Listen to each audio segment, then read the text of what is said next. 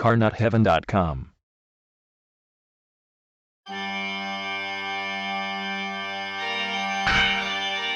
It appears on the edge of the horizon, without a word of warning. Like a mirage shimmering in the high desert.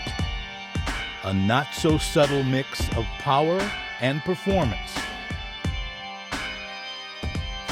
An enduring classic.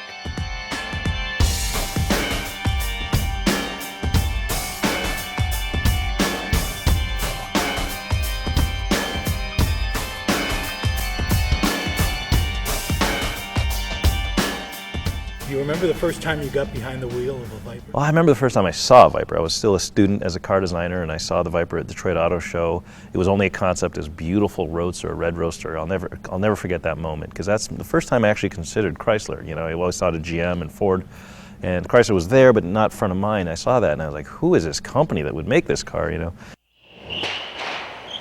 The concept of the Viper was born, innocently enough, from a casual conversation one day in 1988 between two automotive icons, Bob Lutz and legendary automotive designer and racing driver Carroll Shelby. We decided, sitting right there, that we wanted to build, the two of us, was a 60s type muscle car, or Cobra type sport car, two-place sport car with some 90s technology in it. A concept version of the Viper was constructed a few months later, and it was unveiled at the North American International Auto Show in Detroit in 1989. Public reaction was immediate. So much enthusiasm was generated that it was decided to develop the Viper as a standard production vehicle. The first Dodge Viper rolled off the assembly line in April 1992, but not before Chrysler President and CEO Lee Iacocca gave it a big build-up in January 1992 at the Detroit Auto Show. This doesn't excite you, check your pulse, because you're not well today. This is Viper. We had it on the circuit last year, and it was the hit of every auto show in the United States. I'm not just talking about America, by the way. It made the cover of 6 European books before we showed it at the Frankfurt show. And would you believe, we get a lot of mail on this, a lot of orders, a lot of money sent in. The president of the German Ferrari Club wrote to ask about ordering his. At this moment, Viper became part of a rare breed, a concept sports car that actually became a production car. The centerpiece of the car was its engine. It was based on the Chrysler LA design, which was a truck engine. The original configuration made it too heavy for sports car use, so Lamborghini, then owned by Chrysler Corporation, revamped Dodge's cast-iron block V10 for the Viper by recasting the block and head in aluminum alloy.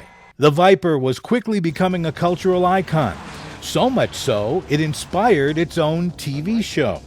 3, 2, 1. Activate.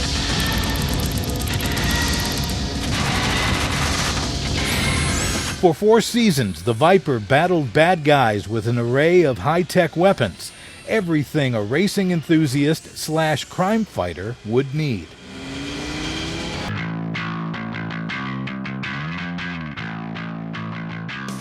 A coupe model called the GTS was introduced in 1996. Vipers could be seen participating often in racing events. The GTS, like its predecessor, was chosen as the pace car for the 1996 Indianapolis 500. The Dodge Viper underwent a major redesign in 2003, courtesy of Daimler Chrysler's Street and Racing Technology Group, or SRT. For many, Viper means racing. After scoring multiple victories at home and abroad, Viper spawned its own racing series, the Viper Cup. The Viper is hand-assembled at the Connor Assembly Plant in Detroit, Michigan, by a team of carefully chosen, skilled workers, each with over 300 hours of training. We'll be ready to build this vehicle 2013 ZD and they're really excited about it. Using a lot of WCM methodologies to return to basic conditions. All of our team has gone through world-class manufacturing training for a lot of the basic tools, and we're starting to incorporate those tools in our daily activities at the plant. July 1st, 2010 brought about the end of production for the Generation-4 Dodge Viper. At this time, Chrysler considered selling off the Viper brand, but Chrysler Group LLC Chairman and Chief Executive Officer Sergio Marchionne announced and introduced a redesign of the Viper for 2012. In autumn of 2011, it was announced that the Generation-5 Viper would debut at the New York Auto Show in April 2012, and that street and racing technology would become a separate brand within Chrysler, with the Generation-5 Viper as its halo vehicle. Well, this is the Viper that almost wasn't. That's why it's so special. I mean, this is a brand that was for sale about 4 years ago when Cerberus was here. They were literally trying to sell the brand off, which is devastating for me and for a lot of us. So there's a lot more. It's a special car in a way it symbolizes the company's resurgence, the company's relevance, the company's passion. And there's a lot of people that didn't want to see it go away just for that. I mean, we're never going to make loads of money on this car. It's not really about that, but it is a symbol of what we're capable of, our passion and our love for the automobile.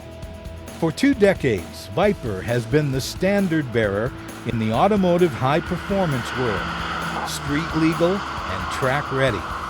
And as it begins its 3rd decade, the commitment of craftsmanship and care, beginning in the factory and soaring at the finish line, cinches the connection between car and driver, a connection that gets more powerful every day.